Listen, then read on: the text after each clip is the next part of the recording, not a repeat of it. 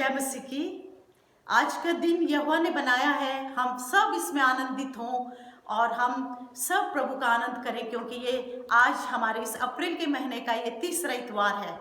और आजकल हम सब स्कूल के टीचर्स, बच्चे सब ऑनलाइन जुड़े हुए हैं, पढ़ा रहे हैं बच्चों को, टीचर घर से पढ़ा रहे हैं, बच्चे घर में पढ़ रहे हैं, हम सब लाएं। मैं विश्वास करती हूँ ऐसे ही मेरे प्रिय लोग, मेरे कलीसिया के लोग सब परमेश्वर से ऑनलाइन होंगे, सब वचन पढ़ रहे होंगे, प्रार्थना कर रहे होंगे, प्रभु के लिए सब कुछ कर रहे होंगे, ताकि प्रभु से प्रभु संसार में हम दुनिया से ऑफलाइन हो सकते हैं, लेकिन हम अपने प्रभु से कभी भी ऑफलाइन न जाएं, लगातार अपने प्रभु से बने रहें। मैं विश्वास करती हूँ आज सुबह आप अपने वचन के साथ बैठे होंगे, मैं विश्वास करती हूँ आज अपनी ऑफरिंग के साथ आप बैठे होंगे। हर इतवार में आप अपने परमेश्वर को जो देने का दिन है उसको भी आप लेकर बैठे होंगे, ताकि प्रभु आपको आशीष दे। किसी बात की चिंता ना करें, किसी बीमारी की चिंता ना करें, संसार में क्या होता है उसकी चिंता ना करें, लेकिन आप अपना संबंध प्रभु से अच्छा बना के रखें, ताकि प्रभु आप सबों को आशीष दे। प्रभु बहुत भला है, इसलिए यह भजन संहिता 23 में लिखा है, यहोवा मेरा चरवाहा है, मुझे कुछ घटी न होगी। The Lord is my shepherd, I shall not want। आइए हम आराधना के आनंद के साथ आराधना की शुरू में प्रार्थना करें, अपनी आंखों को बंद करें और प्रभु यीशु मसीह से प्रार्थना करें आज सुबह। Hallelujah, hallelujah. हमारे सर्वशक्तिमान प्रभु यीशु राजा, आज सुबह हम आपकी स्तुति करते हैं, हम आपको धन्यवाद देते हैं प्रभु जी। हम चाहते हैं प्रभु जी इस हमारी सभा में शुरुआत से लेकर अंत तक आपकी उपस्थिति पाई जाए। हमें अभिषेक करें पिता परमेश्वर। मेरे प्रिय लोग जो हमारे साथ घरों से जुड़े हुए हैं, प्रभु यीशु मसीह, मेरे कलीसिया के लोग, प्रभु मेरे अजीज लोग, प्रभु जी आज सुबह हर एक को मन दे प्रभु जी, कि जब आपके वचन से सुनते हैं प्रभु जी, आपकी आराधना में प्रभु बैठते हैं पिता परमेश्वर, आपकी उपस्थिति में बैठे हैं प्रभु जी, उनका मन आज सुबह आपसे जुड़ जाए प्रभु जी। चाहे हमारा मीडिया कितना भी ऑनलाइन हो पिता परमेश्वर, लेकिन हमारा संबंध हमारे प्रभु से हमेशा ऑनलाइन रहे। प्रभु हम धन्यवाद देते हैं, धन्यवाद देते हैं पिता परमेश्वर। अपने दास को अभिषेक कर आज सुबह, ताकि प्रभु हम वचन से हम सब आशीष पाएं और प्रभु यीशु मसीह आपका नाम ऊंचा किया जाए। Hallelujah, hallelujah. आपकी स्तुति हो प्रभु यीशु मसीह। हमारे छोटे से झुंड को आज सुबह आशीष दे। विश्व भर में होने वाली आराधना जो आज सुबह हर एक प्रभु जी कलीसियाएं कर रही हैं, प्रभु इस तरह से अपने प्रभु जी घरों से प्रभु जी हर एक को आशीष दीजिए और प्रभु यीशु मसीह आपका नाम ऊंचा किया जाए, आप महिमा पाए और आपका नाम हमेशा हमेशा ऊंचा रहे। यीशु के नाम से मांगते हैं, आमीन, आमीन।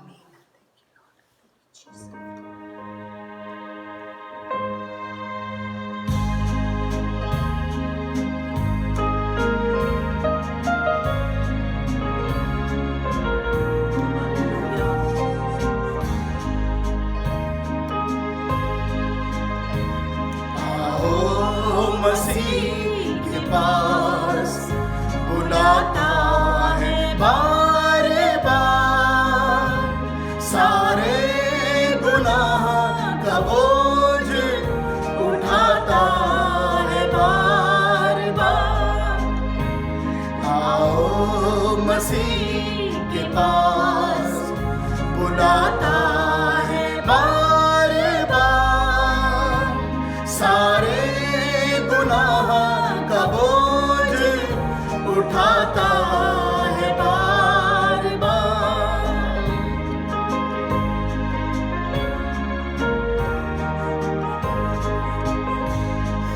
गैरों से क्या शिकायत करें, अपनों ने ये कहा। गैरों से क्या शिकायत करें, अपनों ने ये कहा। छोड़ो नहीं, चढ़ा दो इसे क्रूस पर बार बार। वो ही बुला रहा है तुम्हें आज बार बार। आओ मसीह के पास बुलाता है बार बार, सारे गुनाह का बोझ उठाता है बार बार। जिस से निकली दुआ माफी के वास्ते, जिस दिल से निकली दुआ माफी के वास्ते,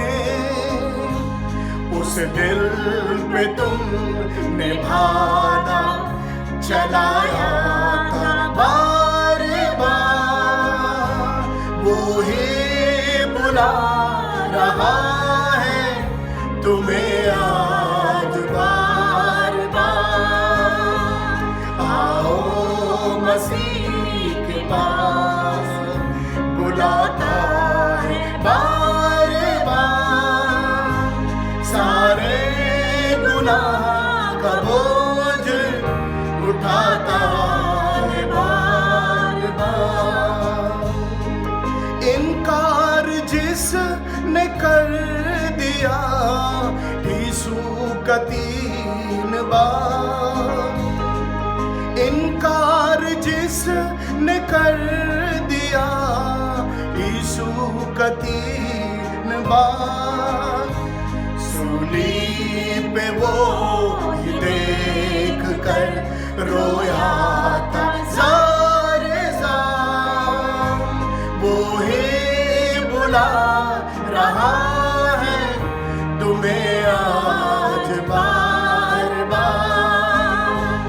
आओ मसीह के पास, बुलाता है बार बार, सारे गुनाह का बोझ उठाता है बार बार।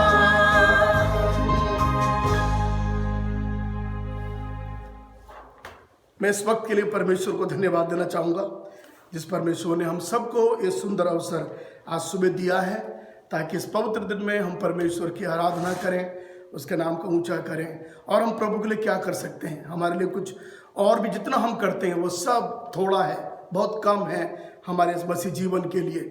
हम धन्यवाद देते हैं जिस प्रकार परमेश्वर ने आज का दिन भी हमें दिया है, और हम तमाम परमेश्वर के लोगों के लिए इन दिनों में हम लोग प्रार्थनाएं कर रहे हैं, ताकि वो सब सुरक्षित रहें, वो बिल्कुल प्रभु में वो तरोताज़ा रहें, उनकी आत्मा प्रभु से जुड़ी रहे।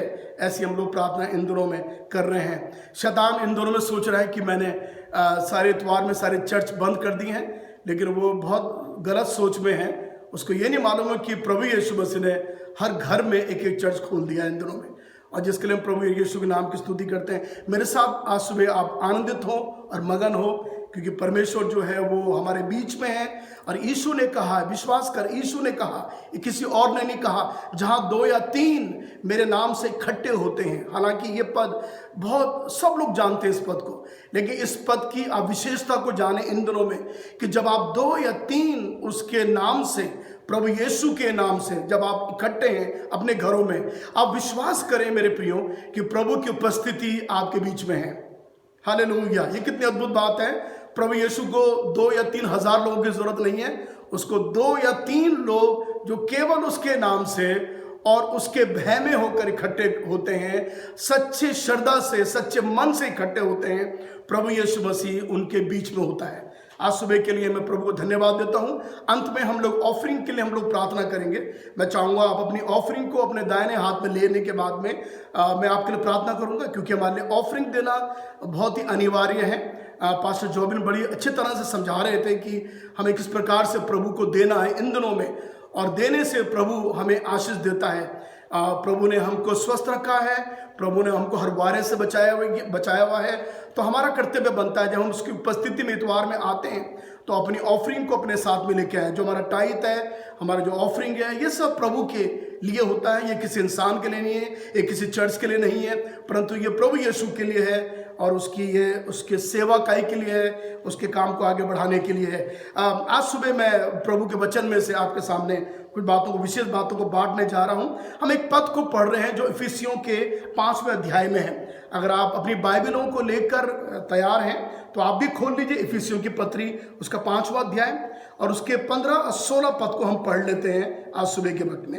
इफिसियों की पत्री उसका 5वां अध्याय और उसके 15 और उसके 16 पद को हम पढ़ लेते हैं। इसलिए ध्यान से देखो कि कैसी चाल चल चलते हो कि कैसी चाल चलते हो, निर्बुद्धियों की नाई नहीं, निर्बुद्धियों की नाई नहीं, पर बुद्धिमानों की नाई चलो। परंतु बुद्धिमानियों की नाई चलो। देखिए, एक वार्निंग है, एक चेतावनी है परमेश्वर के लोगों कि हमें किस प्रकार से इन दिनों में चलना है प्रभु के साथ में, हमें किस प्रकार से अपनी चाल को चलना है, किस प्रकार का जीवन बिताना है। क्योंकि आगे जो 16वां पद है उसमें बहुत बड़ी वार्निंग, एक बहुत बड़ी चेतावनी लिखी हुई है। सुनिए, बाइबल में कई जगह सुझाव हमको नहीं मिलते हैं, लेकिन चेतावनी हमें मिलती है। देखिए चेतावनी क्या है यहाँ पर में 16 पद में, और अवसर को और आगे लिखा हुआ है, और अवसर को बहुमूल्य समझो क्योंकि दिन बुरे हैं। क्योंकि दिन बुरे हैं। समझ जाइए इस बात को। परमेश्वर का वचन, ये पवित्र जो शास्त्र है, ये परमेश्वर का वचन जो परमेश्वर की आत्मा से लिखा गया है, वो इन अंतिम दिनों में, इन दिनों में जब एक ऐसे वक्त से हम गुजर रहे हैं, प्रभु का वचन हमें चेतावनी दे के बोल रहा है। लिखा हुआ अवसर को बहुमूल्य समझो। अंग्रेजी की बाइबल में अवसर को टाइम बोला गया है, टाइम, या किन किन जगह में घड़ी बोला गया है, टाइम।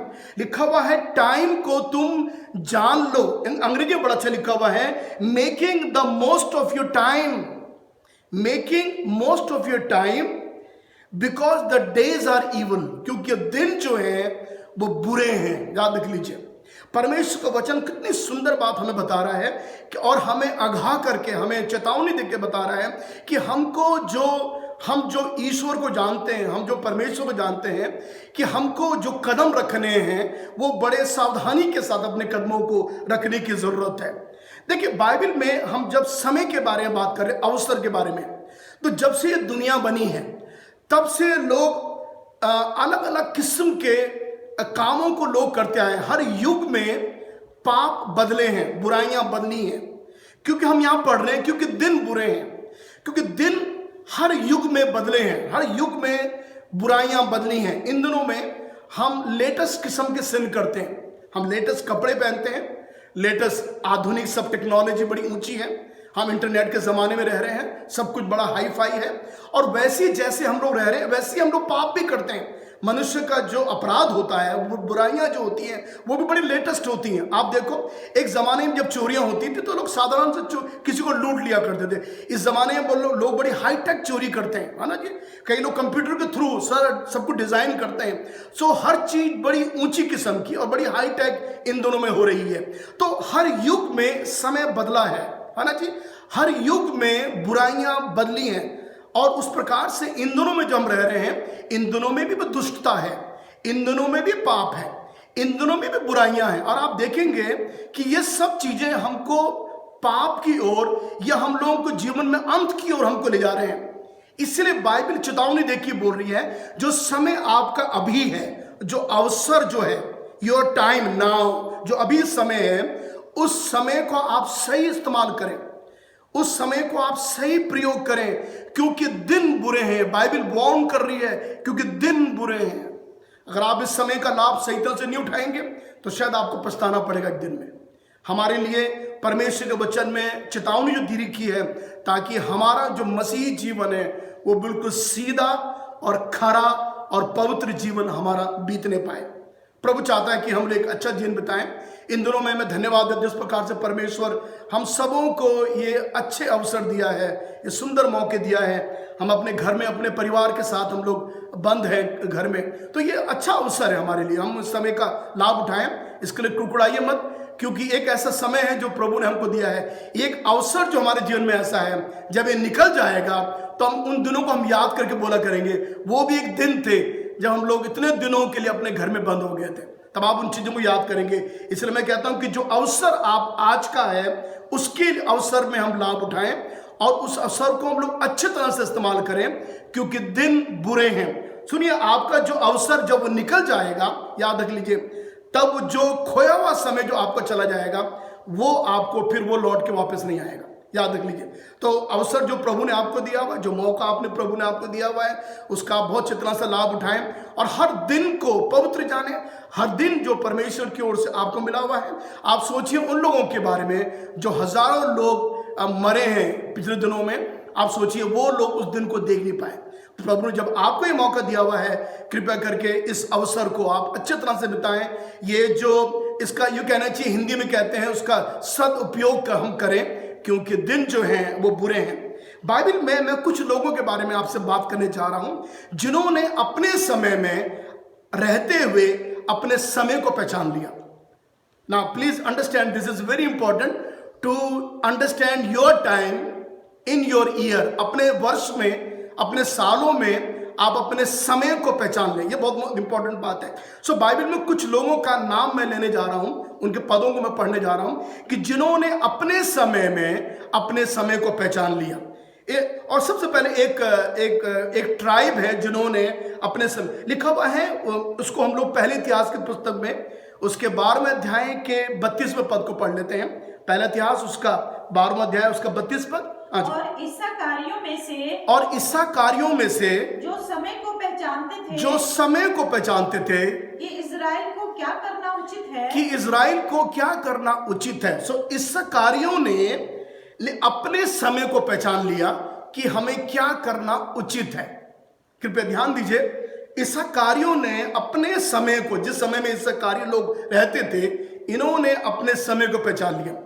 आइए हम समझ जाएं इस्साकारी लोग कौन हुआ करते थे, है ना जी।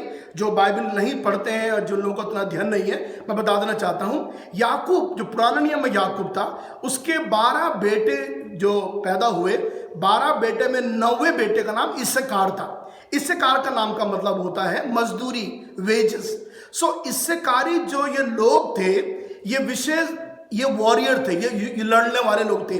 तो ये लोग, इनका जो गोत्र था, एक्चुअली 12 जो ये नाम है याकूब के, ये 12 इजराइल के गोत्र हैं।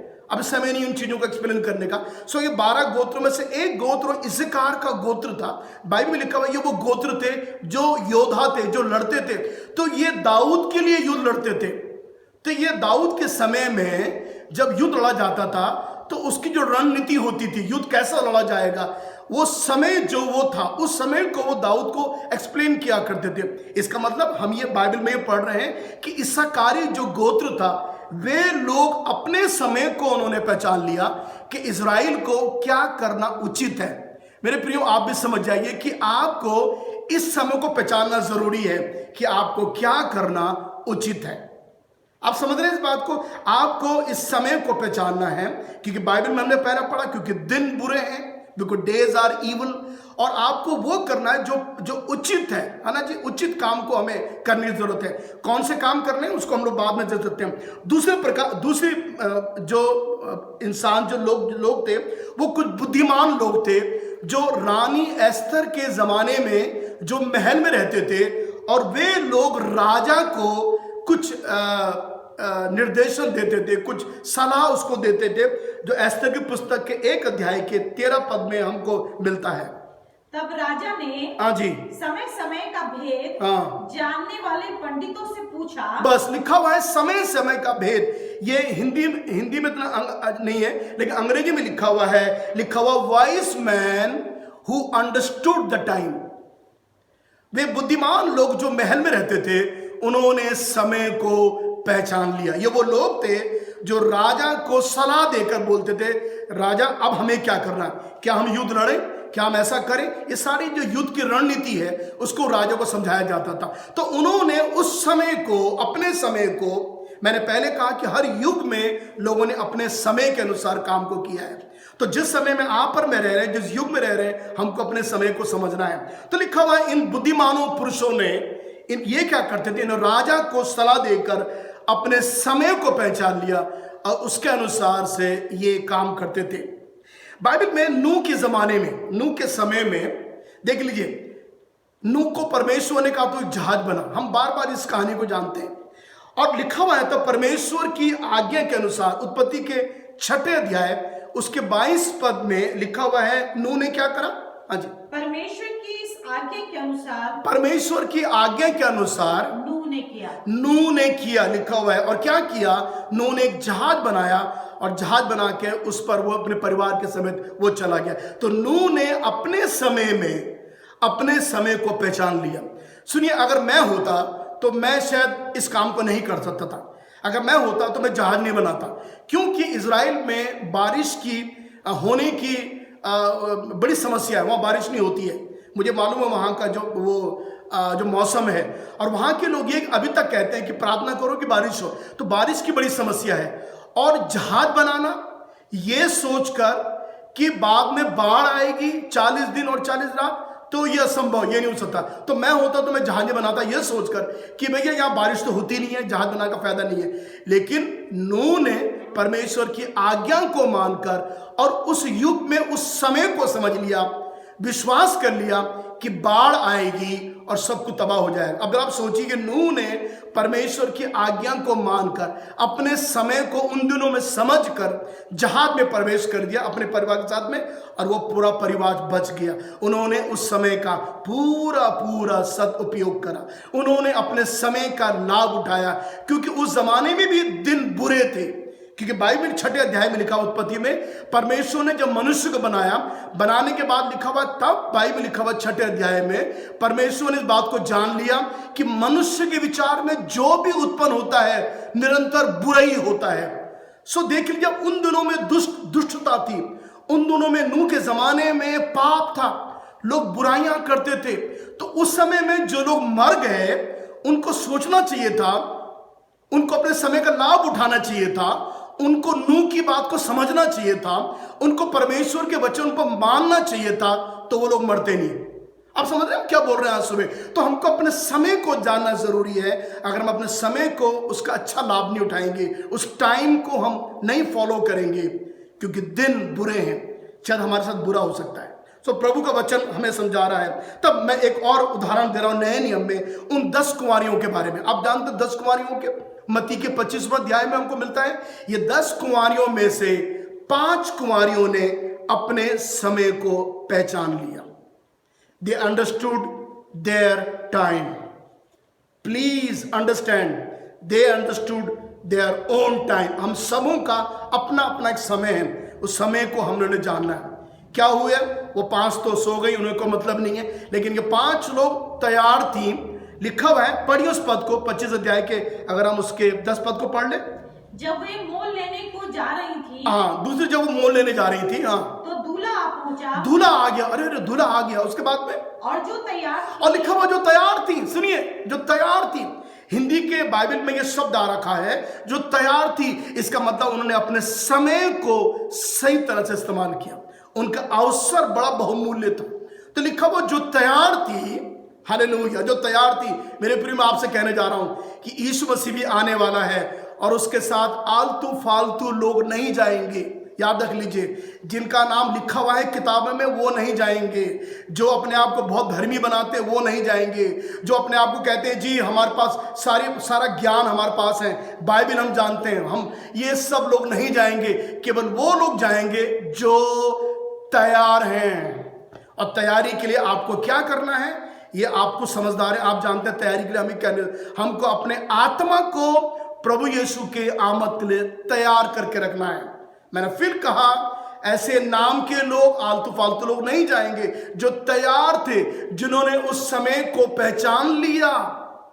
लिखा, वो जो कुंवारियां जिन्होंने समय को पहचान लिया, नहीं हमको हमारी कुप्पियों में तेल होना है, नहीं, हमारी पूरी तैयारी होनी चाहिए, दूल्हा माना आ गया तो क्या होगा। सिर्फ वो कितने थॉटफुल थे, वो कितने विचार रखने वाली कुंवारियां थी, जिनको ये मालूम था हमारे पास तेल एक्स्ट्रा होना चाहिए, हमारे पास में तैयारी पूरी होनी चाहिए, माना दूल्हा आ गया तो क्या होगा हमारा। यह है अवसर का लाभ उठाना है, यही है अवसर का बहुमूल्य जाना, क्योंकि बाइबल में लिखा हुआ दिन बुरे हैं। तो उस जमाने में भी दिन बुरे रहे होंगे जब वो तैयार थी। और लिखा हुआ उसके बाद में जब वो तैयार थी तो क्या हुआ उसके बाद? वे उसके साथ ब्याह के भोज में चली गई। हालेलुया, धन्यवाद हो प्रभु का। जो तैयार थी, मेरे प्रिय जो तैयार हैं, सुनिए ध्यान से, आप तैयार नहीं हैं, आप एक खतरे की जिंदगी बिता रहे हैं, आप तैयार नहीं है। सोचिए, आज सुबह एक अवसर प्रभु यीशु आपको दे रहा है, इस अवसर को आप बहुमूल्य समझिए, क्योंकि दिन बुरे हैं। बाइबल लिखा हुआ है यहाँ पर में, इन्होंने, और ये लिखा हुआ दूल्हे के साथ ही अंदर प्रवेश कर गई। अच्छा, बाद में जब आई ये 5 कुंवारियां, जब लौट के आई, तो आने के बाद में ये खटखटाने लगी दरवाजा और कहने लगी, हे स्वामी हमारा द्वार खोल। ये बहुत देर हो चुकी थी। तब बाद में जब समय निकल गया तो उसके बाद में क्या फायदा चिल्लाकर, जब समय गुजर गया तब बाद में पछताने से क्या फायदा, रोने से क्या फायदा? कुछ फायदा आपको नहीं होगा। आपके पास जो समय है वो अवसर, अंग्रेजी में लिखा हुआ जो टाइम आपका है, इस समय को आप पहचान लें। आप जानते हैं खूबसूरत बात, प्रभु यीशु को भी अपना एक समय था और प्रभु यीशु मसीह ने अपने समय में अपने समय को पहचान लिया। अपने दिनों में प्रभु ने अपने समय को पहचान लिया। यीशु ने अपनी सेवा के आरंभ में, यीशु मसीह ने यूहन्ना के 2 अध्याय में लोगों से कहा, मेरा अभी समय नहीं आया है। क्योंकि वो समय ऐसा था जो प्रभु यीशु के जीवन में नहीं आया। कौन से समय के बारे में प्रभु बात कर रहा है? प्रभु अपने क्रूस पर उस दुख भोगने के बारे में बात कर रहा है। प्रभु ने कहा वो मेरा समय नहीं आया। तो जब आप बाइबल में पढ़ेंगे, उन पत्रियों को, उन सुसमाचार को पढ़ेंगे, तो आप पाएंगे तब प्रभु यीशु मसीह ने कहा मेरा समय अभी पूरा नहीं हुआ है। एक बार प्रभु ने बोला, और उसके बाद प्रभु यीशु मसीह ने क्रूस पर मरने से पहले एक बार नहीं कितने बार प्रभु ने कहा मेरी घड़ी आ पहुंची है, मेरा समय आ पहुंचा है। इसका मतलब देखो, प्रभु यीशु मसीह अपने समय के लिए जी रहा था। प्रभु यीशु मसीह अपने समय की ओर आगे बढ़ रहा था। उसका मालूम था मेरा समय अब आने वाला है, जिस समय में मुझे मनुष्य मानव जाति के लिए अपने प्राणों को देना है, उनके उद्धार के लिए मैंने काम करना है। वो समय प्रभु का था। और बाइबल में जब समय प्रभु के जीवन में आया तो प्रभु ने अपने समय में अपने कार्य को पूरा कर डाला। हालेलुया। यीशु अपने कार्य को पूरा करने के लिए पीछे नहीं हटा। बाइबल लिखा हुआ है वो क्रूस जो उसके आगे धरा था, उसने उसकी चिंता ना करके, लिखा हुआ आनंद से उस क्रूस की मृत्यु को उसने सह लिया। धन्यवाद हो, प्रभु यीशु मसीह ने अपने समय को समझ लिया। आज मैं आपसे कहना चाहता हूं, क्या आप अपने समय को, अवसर को आप बहुमूल्य समझ रहे हैं जो समय प्रभु आपको दे रहा है? क्या इस समय आप प्रभु के साथ बिता रहे हैं? क्या आप प्रभु के वचन को पढ़ रहे हैं? क्या आप इन दिनों में उपवास रख रहे हैं? क्या आप प्रार्थना कर रहे हैं? क्या आप इन दिनों में लोगों को सुसमाचार सुना रहे हैं? फिर मैं आपसे ये कहना चाहता हूं, आपका समय बड़ा बहुमूल्य है। किसने कहा वक्त बड़ा बलवान होता है? किसने ये भी कहा, और ये सच है बिल्कुल भी। समय अपनी जो कीमत उसकी है वो बहुत बड़ी कीमत है। इसलिए बाइबल में लिखा हुआ है, एक पद को हम पढ़ लेते हैं, रोमियो के 13 अध्याय के 11 पद में। सुनिए, ध्यान से सुने। रोमियो की पुस्तक उसका 13वां अध्याय और उसके 11 पद को हम लोग पढ़ लेते हैं। और समय को पहचान कर ऐसा ही करो। देखिए, बाइबल हमें बता रही है समय को पहचान कर ऐसा ही करो। देखो, बाइबल हमें कितनी अच्छे से समझा रही है। इसका मतलब प्रभु हमें यह बता रहा है कि हमारा जो समय है उसको हम अच्छी तरह से पहचान ले। ऐसा ही करो। क्या करो तुम? हाँ, इसलिए कि अब तुम्हारे लिए नींद से जाग उठने की घड़ी आ पहुंची है। दिस इज नंबर 1 कि आप अपने समय को पहचान लो, क्योंकि आपको नींद से अब जागने की आपके लिए वो घड़ी आ पहुंची है। जो लोग सो रहे हैं, जो सोच रहे हैं अरे कुछ नहीं होगा, सब ठीक है करके, जो सोच रहे हैं यार देख लेंगे, उन 5 कुर्बानियों ने यही सोचा अरे चले जाएंगे, तेल नहीं आएंगे। अच्छा, मैंने देखा कुछ लोग ऐसे होते हैं, वो जीवन को बड़े आराम से लेते हैं। अरे चले जाएंगे, ट्रेन तो मिल ही जाएगी, कोई बात नहीं है। अगर 10 मिनट चलाएंगे तो ट्रेन मिल ही जाएगी, भाग के पकड़ लेंगे ट्रेन, कोई बात नहीं। कई बार उस प्रकार सोचते हैं, अरे बस में टाइम बस का है, अरे वो कई बार देर में जाती है। हम कई बार जीवन को बड़े आराम से ले लेते हैं, और जब हम रेलवे स्टेशन पहुंचते हैं या हम बस अड्डे पहुंचते हैं, मालूम चला वो ट्रेन चली गई या वो बस चली गई। कितना बुरा लगता है। तब आप सोचते हैं काश मैं पहले पहुंचता तो मुझे ट्रेन में मिल जाती, मुझे बस में मिल जाती। लिखा हुआ है इसलिए अब समय को पहचान कर ऐसा ही करो, अब नींद से जाग जाओ। है ना जी? एक गाना भी है, जागो सोने वालों वक्त जाने लगा। जागो सोने वालों वक्त जाने लगा। एक नींद से जागने की घड़ी आपकी आ पहुंची है। और तब क्या लिखा हुआ आगे चलकर, क्योंकि हाँ, जिस समय हमने विश्वास किया था, हाँ जी, उस समय के विचार से, उस समय के, देखिए टाइम बार बार आप एक बार नोट कर रहे होंगे, जब मैं प्रचार कर रहा हूं तो टाइम बार बार आ रहा है। टाइम टाइम टाइम लिखा हुआ है। उस समय, उस टाइम के विचार से अब हमारा उद्धार निकट है। हालेलुया। हमारा उद्धार जो है वो निकट है। किसके निकट है? जो अपने उस अवसर को पहचान लेंगे जिस दिन में वो रह रहे हैं। अगर आज इस दिन में, इस इतवार के दिन में अगर आप अपने अवसर को जानेंगे और अपने जीवन को आप टटोलेंगे तो आप पाएंगे आपको उद्धार की जरूरत है। और यहां पर लिखा हुआ है समय के विचार से अब हमारा उद्धार निकट है। बिकॉज ऑफ द टाइम जो अभी आपके लिए है उस पर आपका उद्धार बिल्कुल आपके सामने ही है, वो दूर नहीं है। यहां लिखा हुआ उद्धार निकट है ना जी। और कितना निकट है आप देख लीजिए, पढ़ लीजिए। उसके बाद में दूसरे कुरिन्थियों की पत्री उसका 6वां अध्याय, दूसरे कुरिन्थियों की पत्री उसका 6वां अध्याय और उसके दूसरे पद को हम सब पढ़ लेते हैं। क्योंकि वह तो कहता है, हाँ, वो तो ये कहता है कि अपनी प्रसन्नता के समय मैंने तेरी सुन ली और उद्धार के दिन में हाँ मैंने तेरी सहायता की। अब सुनिए। हाँ जी, देखो अब वो प्रसन्नता का समय है, अभी वो प्रसन्नता का समय है। हाँ जी, देखो अभी वो उद्धार का दिन अभी वो उद्धार का समय है। पहले लिखा हुआ है उद्धार निकट है, लेकिन बाइबल में यहां पर पौलुस कह रहा है लिखा हुआ वो उद्धार का जो समय है वो अभी है, वो अभी है। यहां पर लिखा हुआ है देखो। बाइबल मतलब जब आप कह रहे हैं, मैं आपसे कह रहा हूं देखो, तो उसका मतलब वो पॉइंट आउट कर रहा है आपको। मैं भी कह रहा हूं देखो वहां, तो उसका मतलब वो पॉइंट आउट। मैं भी आपको उंगली से बता रहा हूं देखो वहां देखो, तो बाइबल भी हमको पॉइंट आउट करके बोल रही है देखो। लिखा हुआ है अभी वो प्रसन्नता का दिन है, अभी वो उद्धार का दिन है। अभी मैंने बहुत से प्रचारकों को ये वर्ड कहते सुना है, today is the day of salvation. मैं इस वर्ड में विश्वास नहीं करता। Today is not the day of solvation.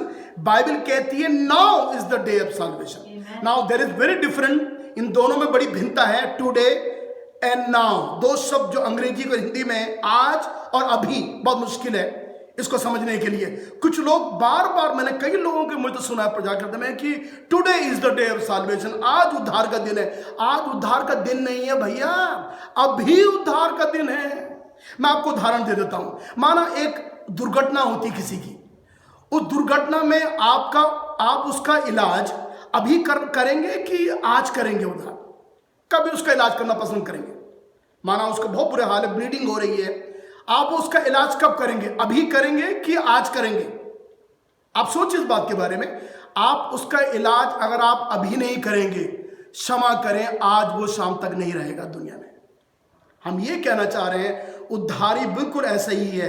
पाप के कारण मनुष्य की दुर्घटना हो रही है, पाप के कारण मनुष्य बुराई में फंसा हुआ है, पाप के कारण लोग नरक की आग में जा रहे हैं, पाप के कारण लोग अंधे हो रखे हैं, शैतान ने लोगों का तमाशा बना रखा है। मेरे प्रियो, मैं बोल रहा हूं उद्धार आज का नहीं है, उद्धार अभी का है। मेरी बाइबल कहती है now is the day of solvation, अभी उद्धार का दिन है। ये टाइम जो है आपके जीवन का वो अभी है, कल का नहीं है। कल तो खैर बहुत देर हो गई है, आज का नहीं है, आज भी बहुत देर हो गई है। आज का दिन किसी ने कहा टुडे, आज लिखा हुआ कल कभी नहीं आता। सच में कल तो कभी भी नहीं आता। और मैं ये कह रहा एक पापी के जीवन में आज भी नहीं आता है। क्यों? क्योंकि उसका उद्धार की जो आवश्यकता है वो अभी है। बाइबल लिखा हुआ है, देखिए बाइबल कितनी अच्छी वार्निंग हमको दे रही है। देखो वो उद्धार का दिन जो है वो अभी का दिन है, अभी। Now is the day of solvation. आज अभी बिल्कुल जो है अभी समय जो आपके लिए है, तो अपने समय को आप पहचान लीजिए। जिसे बाइबल लिखा हुआ है अवसर को बहुमूल्य जानो क्योंकि दिन बुरे हैं। अगर आप अभी उद्धार पाएंगे तो इन बुरे दिनों में तो परमेश्वर आपकी सहायता करेगा और प्रभु यीशु आपको उद्धार देगा। इस उद्धार को देने के लिए प्रभु यीशु मसीह ने आज से 2000 वर्ष पहले क्रूस पर अपने प्राण दिए। यीशु मसीह ने ईसाई धर्म की स्थापना नहीं करी। मेरे प्रियो, आप जितने मेरे अजीज लोग हैं, चाहे आप क्रिश्चियन हैं या नहीं हैं, मैं आपको एक गुड न्यूज़ देना चाहता हूं। प्रभु यीशु इस संसार में ईसाई धर्म की स्थापना करने नहीं आया। उसका ये लक्ष्य, ये उसका एम नहीं था, परंतु मानव के उद्धार के लिए प्रभु यीशु मसीह ने कहा मैं इसलिए आया ताकि तुम्हें जीवन मिले और बहुतायत का जीवन मिले। प्रभु यीशु मसीह जीवन देने के लिए आया। वो जो पाप की दुर्घटना से जो लोग सड़क में पड़े हुए हैं, इस दुनिया की सड़क में पड़े हुए हैं, यीशु उनको उठाने के लिए, उनका इलाज करने के लिए संसार में आया। इतना ही नहीं, क्रूस पर उसकी मृत्यु हुई, तीसरे दिन वो मृतकों में से जी उठा। इसीलिए ताकि जब आप प्रभु यीशु में विश्वास करेंगे, आपका विश्वास मुर्दा ना हो, आपका विश्वास मरा हुआ ना हो, आपका विश्वास एक जिंदा ईमान आपका परमेश्वर में बना रह सके। इसलिए आज सुबह के लिए मैं आपसे ये कहना चाहता हूँ, आपका जो समय है वो अभी है, आज नहीं है। आज बहुत देर हो जाएगी आज के लिए। तो जब प्रभु आपका मौका दे रहा है कि आप अपना मन प्रभु के लिए खोलें, तो आज अपना मन खोल सकते हैं आप, है ना। मैं आपके लिए एक छोटी प्रार्थना करने जा रहा हूं और मैं प्रार्थना करूंगा कि प्रभु यीशु मसीह अभी आपसे मुलाकात करे। मैं प्रार्थना करूंगा कि प्रभु यीशु मसीह अभी आपको उद्धार का वो आनंद दे, क्योंकि मोक्ष की प्राप्ति जरूरी है। सुनिए, हमारे शरीर के लिए हम कितना कुछ करते हैं, लेकिन आत्मा की मोक्ष के लिए हमारे लिए ये बहुत अनिवार्य है कि हमारी आत्मा मृत्यु से पहले इसके मोक्ष की प्राप्ति हो जाए, वो उद्धार पाए। अगर आप चाहते हैं उद्धार पाने के लिए, अगर आप सीरियस हैं इन दोनों में, तो मेरे प्रियो ये दिन बाइबल लिखा बुरे हैं, ये दिन बुरे हैं। बाइबल हमें चेतावनी देके बोल रही है ये दिन बुरे हैं, इसलिए अवसर को बहुमूल्य जानो। मैंने आपको बताया कितने लोगों के बारे में जिन्होंने अपने समय के अनुसार उन्होंने अपने समय को पहचान लिया। This was very very important. और जब उन्होंने अपने समय को जान लिया तो उन्होंने अपने कार्यों को अपने समय के अनुसार किया। आज हमारे लिए जो समय में आप और मैं रह रहे हैं, इसमें हमको प्रभु यीशु की सख्त जरूरत है। क्या आप मेरे साथ आंखें बंद करेंगे आज सुबह? क्या आपके लिए मैं प्रार्थना करना चाहूंगा, अगर आप चाहते हैं तो। जितने मेरी आवाज़ सुन रहे हैं, प्रभु यीशु मसीह आप सबको बहुत प्यार करता है और वो ये चाहता है कि कोई नाश ना हो, वरन सबको मन फिराव का अवसर मिल जाए। मैं एक छोटी प्रार्थना कर रहा हूँ ताकि प्रभु यीशु मसीह अभी आपको वो उद्धार का अनुभव आपको दे, वो शांति जो आपको चाहिए वो प्रभु आपको दे। अभी हम प्रार्थना करेंगे। हे हमारे प्रभु यीशु मसीह, मैं धन्यवाद देता हूँ तमाम मेरे प्रिय भाई और बहनों के लिए, मेरे छोटे बच्चों के लिए, मेरे माता और मेरे पिताओं के लिए। प्रभु, जितने लोग मेरी आवाज़ को सुन रहे हैं आज सुबह, जिन्होंने प्रभु तेरा वचन को सुना है, प्रभु जी मैं प्रार्थना करता हूँ प्रभु जी वो अपने अवसर को बहुमूल्य जाने, क्योंकि दिन बुरे हैं प्रभु जी। और प्रभु हमारे लिए एक सुंदर अवसर आपने दे दिया है प्रभु, वो उद्धार के द्वार को प्रभु आपने हमारे लिए खोल दिया है, ताकि प्रभु जी हम आज नहीं परंतु अभी अपने उद्धार को पालें। प्रभु मैं प्रार्थना करता हूं प्रभु जी, यदि कोई जो मेरी आवाज़ सुन रहे हैं आप उन पर दया करें प्रभु जी, और वो अपने मनों में आज अपने पापों से पश्चाताप करें प्रभु जी। आज वो सुबह कहने पाए कि हे परमेश्वर, मैंने तेरे विरुद्ध पाप किया हुआ है, प्यारे प्रभु यीशु मसीह मेरे पाप को क्षमा कर। प्रभु मैं प्रार्थना करता हूँ आप उनके मन में प्रवेश करें प्रभु, आप उनको धन्य बनाएं, उनका जीवन परिवर्तन हो जाए प्रभु जी, और वो इस समय को जो प्रभु समय आप उनको दे रहे हैं, इस समय का वो पूरा लाभ उठा सके प्रभु। वो आपके संतान बन जाएं, वो स्वर्गीय बन जाएं प्रभु जी, वो धन्य हो जाएं पिता परमेश्वर। आप सब सुनने वालों पर आप अनुग्रह करें। धन्यवाद है प्रभु, इस वचन के माध्यम से प्रभु जी आपने हमारे हृदय से बोला है, जिसके लिए प्यारे प्रभु जी हम आपको धन्यवाद देते हैं। प्रभु जी हम प्रार्थना करते हैं इन दिनों में प्रभु जी हम अपने समय को तेरे साथ बिता सकें, क्योंकि दिन बुरे हैं। प्यारे यीशु, हमारी प्रार्थना को सुनने के लिए हम आपको धन्यवाद देते हैं, और इस प्रार्थना को प्रभु यीशु के नाम में मांगते हैं। आमीन आमीन हालेलुया। धन्यवाद हो प्रभु। प्रभु यीशु मसीह बड़ी आशीष दे।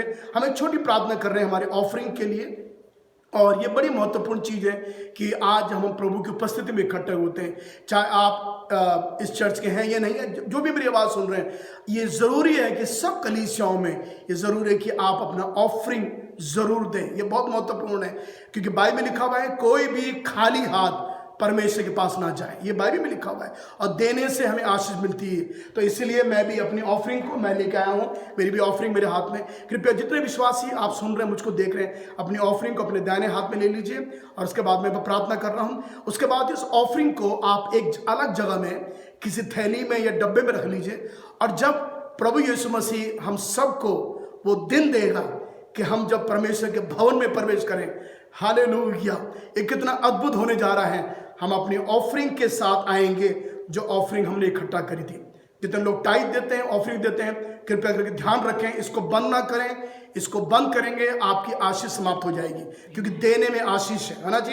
जितने लोग टाइट देते हैं अपनी टाइट को ध्यान रख लीजिए, उसको संभाल के रखें, क्योंकि वो प्रभु की है, वो आपकी नहीं है। हम प्रार्थना कर रहे हैं। प्यारे प्रभु यीशु मसीह, तूने कहा दिया करो तुमको दिया जाएगा प्रभु। तो हम प्रार्थना तमाम जितने लोग तेरे विश्वासी लोग हैं, तेरे संत लोग हैं प्रभु, जो आज आराधना में अपने चर्च में नहीं जा पा रहे हैं प्रभु जी, जब ये ऑफरिंग उनके हाथों में है, यीशु मसीह के नाम से मैं प्रार्थना करता हूँ प्रभु जी, आप उनके हाथों को आशीष दें, उनकी कमाई में आपकी बरकत हो प्रभु जी। किसी भी भली वस्तु की कोई घटी उनके जीवन में ना होने पाए, क्योंकि प्यारे प्रभु जी हम धन्यवाद देते हैं। जब दाऊद ने वेदी बना दी, वो तब बनाई थी जब उसने पूरे खलियान को खरीद लिया अपने पैसों से, वो उसको मुफ्त ले सकता था, लेकिन उसने परमेश्वर के लिए जो भेंट दी, उस भेंट देने के बाद तेरे वचन बाइबल में लिखा हुआ है, इज़राइल में सारी मरी वो समाप्त हो गई। जब हम लोग ऑफरिंग देंगे प्यारे प्रभु जी, आप जल्दी से महामारी को इस देश में और पूरे विश्व में इसको आप समाप्त करेंगे। प्यारे प्रभु यीशु मसीह, हमारी कमाई में तेरी बरकत होने पाए। जो घर में लोग बैठे हुए हैं, आप उनको अच्छा स्वास्थ्य दें प्रभु जी, अच्छा जीवन दें। हम धन्यवाद, एक एक जन पर आपका अनुग्रह होने पाए। धन्यवाद के साथ प्रभु यीशु के नाम में मांगते हैं, आमीन। अब हमारे प्रभु यीशु का अनुग्रह, पिता परमेश्वर का प्रेम और पवित्र आत्मा की प्यारी मीठी संगति हम सबों के साथ, जो हम यहाँ पर हैं और जो अब एक एक घर में इकट्ठे हैं, प्यारे प्रभु और समस्त विश्वासी जो पूरे संसार में पाए जाते हैं, उनके साथ में अब से लेकर सदा सर्वदा तक होती रहे।